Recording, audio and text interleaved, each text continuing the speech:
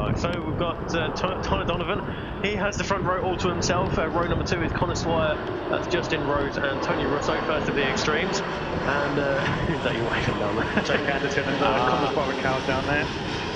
Well, red lights are on and out, and Tyler Donovan, he enjoyed the conditions. He took his first win in the Thunderbike Ultra a couple of years ago now in a wet Snetterton, and well, he enjoyed the wet conditions at Cadwell earlier on this season and towards Prainer Curves. So just 7 bikes in this race, and given that we've had 60-odd bikes scored for the championships, it shows you how people feel about the last race of the season. It's a pretty miserable day here with some fast-moving dark clouds. There we go. Well, we'll just have to see who wins this particular race. And I don't know, Tony Russo out there. Did we see Tony on the grid there? Is he upholding? Tony Russo is there, yeah. Excellent, there we go. So up they go. And again, the lack of rain lights there seems quite remarkable. Maybe we just can't see them through the gloom from this distance. Certainly some of the sidecar ones were glaring, weren't they? That's for sure. So up we go there towards the checkpoint for the first time. Obviously we don't get times on the first time through, so we've actually no idea who's leading apart from Tyler Donovan, who's wearing the number 1, which is showing as number 1 on there too. Oh, no working transponder for Tony Russo. So okay, that's all good. So that means Tony will be stealthily coming along. It looks like we've got 1, 2, 3, 4 ultras and 3 extremes. Podium time, yeah. Very good opening lap there of 31.8. To put that into perspective, the rest of the field come across the line, they're doing 35. So he's already got a 4-second advantage, 3.5 or so second advantage over Connor Swire, Justin Rose, Patrick Kilty. Andy Firth is leading the extreme, so he's looking good. Yeah, I spoke to him earlier on. He was happy this morning, and I remember a few years ago, he did a very good race with David May in the wet. That's right, he won at Snetterton as well. So yeah, Andy likes a bit of a splash around, that's for sure. Right, Tony Russo in second, Sean Wallace again just hanging on for a few points and maybe a medal. I don't know if we're going to award medals, but usually when there's only 3 people in there, we award only the first place medal. Yeah, we'll maybe we can give him a chocolate coin or something. Absolutely well deserved. Tyler's got a bit of a lead. Well, it's a good battle for second, third and fourth, isn't it, in ultras all together there. So what's the gap between you and Connor in the championship into this race, do you know?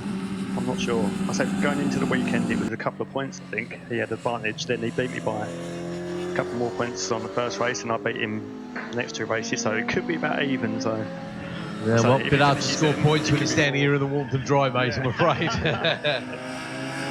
did say to him, you can have the points. Right, looking at the first split times there, Tyler is 5 seconds quicker than anybody else. That is Connor Swire in second there, he's 5 seconds slower at the first split timing beam. Look at Tyler, he loves the wet, he really does. I'm so looking forward to seeing him on the 600 in a minute. Come on as well in the wet. Oh, hang on, we're losing Connor. Oh, he's come in, but he's dropped back. Okay, yep, indeed, he doesn't come across the line. It's Justin Rose comes across the line ahead of Patrick Kilty, and then it's Connor Swire in fourth. Tony Kilty, sorry. Names mixed up there badly, aren't I? And Tony Russo has passed Andy Firth there as well. So lots of chopping and changing, but certainly nothing at the very sharp end, where 8.5 seconds is Tyler Donovan's advantage after 2 laps. Boy, he could be lapping people when there's only 7 people in the race at this rate. It's ridiculous how fast he is. Check if he's got web feet. Yeah, absolutely. I reckon his fingers are sewn together, that's for sure. I wonder which part of Norfolk he's from. Okay. Well, 8.5 seconds is the gap between Donovan and Rose as they start lap number 3. In fact, Tyler Donovan's already on his way up in towards sector number 2 then, and that is up towards the entrance of Coppice. And well, he's gone yellow in sector number 1. What's he playing at? Yeah, absolutely slowed right down there. It does 57 this time, 57.2. Well, let's see what his rivals managed to do. And 58, 59. Now, they've gone sub 1 minute to be fair, so they're clearly sorting themselves out a little bit. So certainly Justin. Connor's Tony just getting got there. overtaken by Russo, so he's okay. not quite feeling there. Obviously not getting all of this. You don't think he's fit his slicks or something, do you? Probably not. No. Hang on. Tyler's got a problem. Yeah, the problem is there for Tyler Donovan. Oh, what makes you think he's got a problem there, guys? He's just... the gap's come down to 6.6 and he did a 1 minute 30 on that lap. He must have had a wobble. Okay, it's interesting. This first sector will be very telling though. Well, he's lost 3 seconds, as you say, in the second sector there. So yeah, it's a big old drop in gap, and he's only leading by 6.5 seconds now. Well, it's happened at the right time. He's already wrapped up the championship. Yeah, if you're going to have a problem. Last race of the year, then it's not Yeah. much of a problem. Fiddling about with the levers at the last minute there with 7 laps to go. Don't think he's got too much of a problem. I hope he hasn't anyway. We're still going. He's Looks still like leading okay up there. now. Yeah, no, just doing a bit of an adjustment on the brake or something like that. It was an aggressive adjustment. Oh, was it? I didn't see it. It's well, fair play. He sorted it out. I think this should be Kilty's first ever podium as well in Ultra. He's going well in second. So. Yeah, you mentioned that. Actually, a quick look. That's a good call there. Yeah, certainly this year. Yeah, no, Tony Kilty. In fact, his best finish all year has been a 4th place. So yeah, he'll be delighted if he could pick up a 2nd place there. That's for sure. I don't think Andy Firth's done anything special in the extremes. This year, The kind of guy took us a word. Winning, didn't he? It's less than. He had a 2nd earlier on, did Andrew Firth, and 2 fourths. Yeah, okay, so Andy Firth, yeah, was 2nd this year, of course. He's Time still flies. He's still gesturing to the pit wall. I don't know what quite is going on with that car. Look, Okay. He's still going. What else did you on the left-hand side of the handlebar other than a clutch? No, nothing. Not these old bikes, there won't be, no. Right. It's not like he's going to have a load of fancy push buttons or things like that. You're saying there's no extra maps? Yeah, Well, not unless ma- he's been cheating. We haven't known all year. yeah, maybe just heated grips. That's what I got on the left-hand side of my handlebars. I don't know about the rest of it, but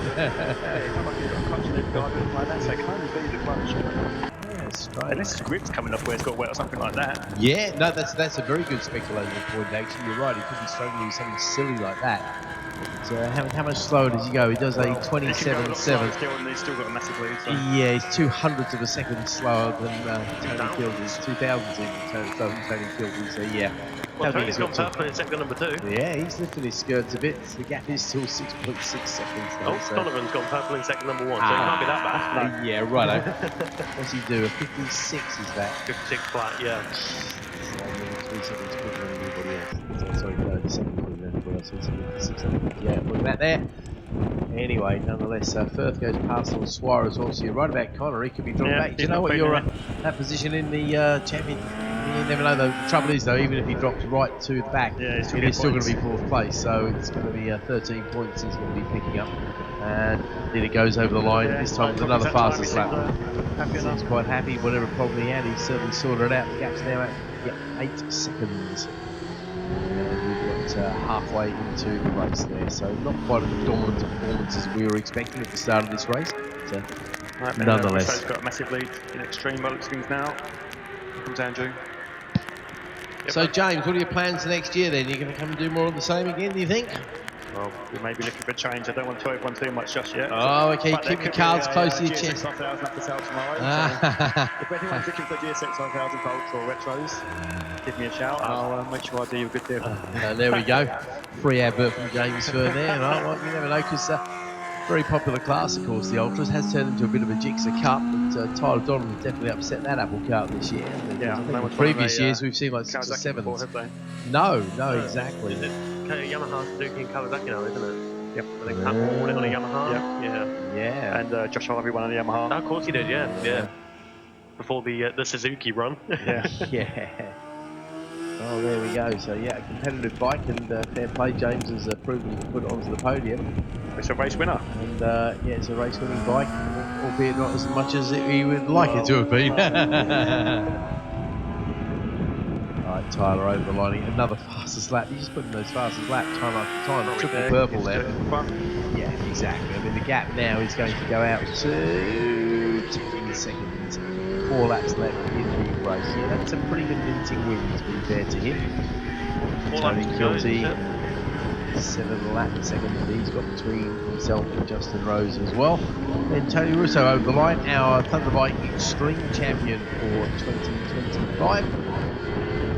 A well-deserved champion. He's another 10 seconds back. Then goes Andy Firth, the 2nd place for him. One of the consistent riders. He'll be equal, not quite equal his best performance, but he'll still be very happy with it. 8 seconds back for him. There goes Connor Swire, another 7.7 seconds. And then trundled along and back, Sean Wallace, who's straightened off the pace really. I would have thought Sean would have been a bit up there. I always, for some reason, think Sean's good in the wet. And Sean's proved to be very wrong at this stage. So he's out there and he's doing it. Only the 7 machines doing it. It's all very well to criticise. Well spread out now as well. It seems yeah, pretty much exactly. Yeah, pretty much as you say, I think the closest gap there is between Andrew Firth and Connor Swire, and it's 7.7 at the moment. yeah. Was that also catching Dustin? Well, maybe. No, not according to that. No, that's the last lap time, sorry, no. We don't have second times, of course, for Tony Russo, do we? With that No, shockingly, no. Don't go by that. Oh, yeah, wait a minute. Yeah, no, that's because he has a transponder. Top two are through. Tyler Donovan, 11.6 seconds up the road now from Tony Chiolti, who puts in his personal best lap of the race. There's Justin Rose, who's looking on the board for his third podium of the season on that all-white Yamaha R1, number 1, 2, 3. There's Tony Russo as well. So the lap time for last time around was 1:28.5 for Justin Rose. This time it's a 1:29.1 for Russo.